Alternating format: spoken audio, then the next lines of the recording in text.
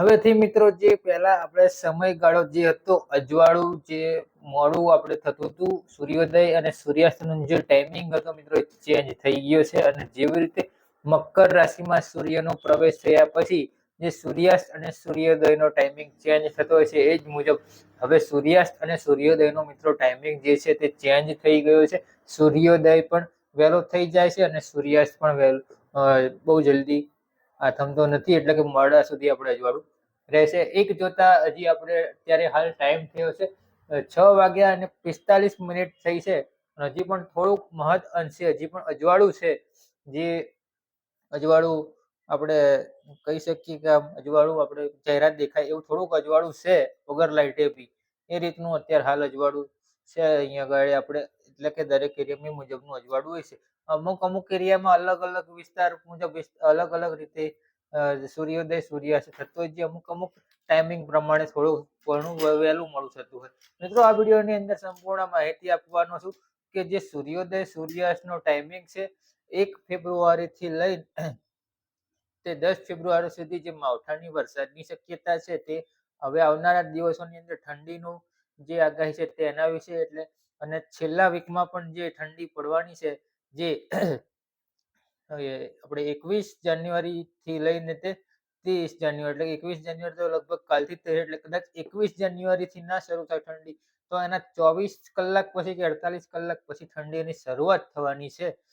એની વિશેષ માહિતી આપવાના છે મિત્રો. એટલે સૌથી પહેલા તો જે મિત્રો ચેનલ ઉપર નવા આવ્યા હોય ચેનલને સબસ્ક્રાઇબ ના કરી હોય, તમારા ફોનમાં નીચે લાલ અથવા કાળા કલરનું બટન દેખાય તે દબાવી ચેનલને સબસ્ક્રાઇબ કરી લેવી મિત્રો અને વિડીયોને તમામ ગ્રુપમાં શેર કરો. વાત કરીએ સૌથી પહેલા તો કે જે રીતે ઠંડીનો માહોલ છે છેલ્લા 2-3 દિવસથી ઠંડીનો જે માહોલ છે મિત્રો એકદમ ગાયબ જ થઈ ગયો ઠંડી એવું અહેસાસ થઈ રહ્યો છે. ખાલી રાત પડે ઠંડીનો ચમકારો જોવા મળે, બાકી દિવસે તો આપણને એવું લાગે છે કે જાણે ગરમી ચાલુ થઈ ગઈ, ઉનાળો આવી ગયો તેવો અહેસાસ પણ થાય છે મિત્રો.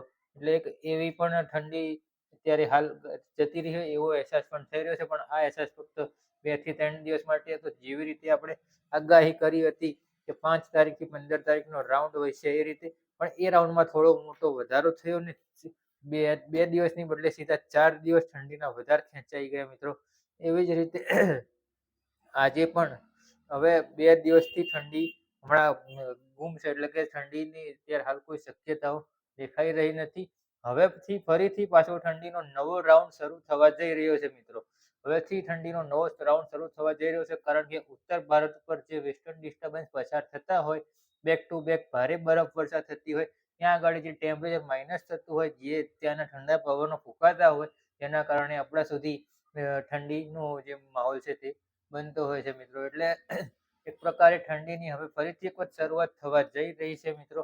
અને આ જે ઠંડી છે એ જાન્યુઆરીના એન્ડ સુધી રહેવાની છે આ ઠંડી, અને જાન્યુઆરીના એન્ડ સુધી રહેશે અને ફેબ્રુઆરીમાં લગભગ 1 તારીખથી લઈને 10 તારીખની વચ્ચે એક માવઠાનો વરસાદ થાય તેવી શક્યતાઓ છે. એ હજી આપણે ક્લિયર નથી કરી શકતા, આપણે ક્લિયર કહી નથી શકતા. આપણે ફક્ત અને ફક્ત આગાહી કરી શકીએ છીએ. માવઠું થશે કે નહીં થાય એ બધું ઉપરવાળાના હાથમાં છે, ભગવાનના હાથમાં છે. આપણે ફક્ત અને ફક્ત આગાહી કરી શકીએ છીએ, અને આગાહી સચોટ પડવી કે ના પડવી એ પણ આપણા હાથમાં નથી હોતું. આપણે ફક્ત એક વિડીયો બનાવીને અમે તમારા સુધી માહિતી પહોંચાડવા માટે ની જે સુવિધા હોય તે આપણે આપીએ છીએ. આપણે અલગ અલગ માધ્યમોથી જે વરસાદના અને જે અમુક ચિહ્નો હોય જોતા હોઈએ છીએ એના માધ્યમથી આપણે જોઈને કહીએ છીએ. હવે તમારા લોકોને જાણવું હોય કે વરસાદની માવઠાની આગાહી કેવી રીતે કરીએ છીએ તો એના વિશે કાલે બપોરે આપણે એક એક્સ્ટ્રા વિડીયો બનાવીશું મિત્રો. એ વિડીયો સંપૂર્ણપણે એક્સ્ટ્રા વિડીયો વિશે જોઈ લેવાનો છે. એ વિડીયોમાં તમને બધી જ પ્રોપર માહિતી મળી જવાની છે કે આપણે વરસાદની આગાહી કેવી રીતે કરીએ છીએ કે મિત્રો. એટલે આપણે દુકાન શું છે કે નીચેની છે ને, એટલે આપણે કસ્ટમર વારંવાર આવતા જતા હોય એટલે આપણે થોડીક વાર અમુક ટાઈમે વિડીયો સ્ટોપ કરવો પડતો હોય છે. અત્યારે દુકાનમાં બેસીને વિડીયો શૂટિંગ કરતા હતા, કસ્ટમર આવ્યો એટલે વિડીયો સ્ટોપ કરવો પડ્યો. પણ આપણે જે વાત કરી હતી આગાહીની એ વિડીયોમાં આપણે કાલના એક્સ્ટ્રા વિડીયોમાં આપણે વાત કરવાની છે. જે એક્સ્ટ્રા વિડીયો બપોરે 2 વાગ્યાની આજુબાજુ આવી જશે.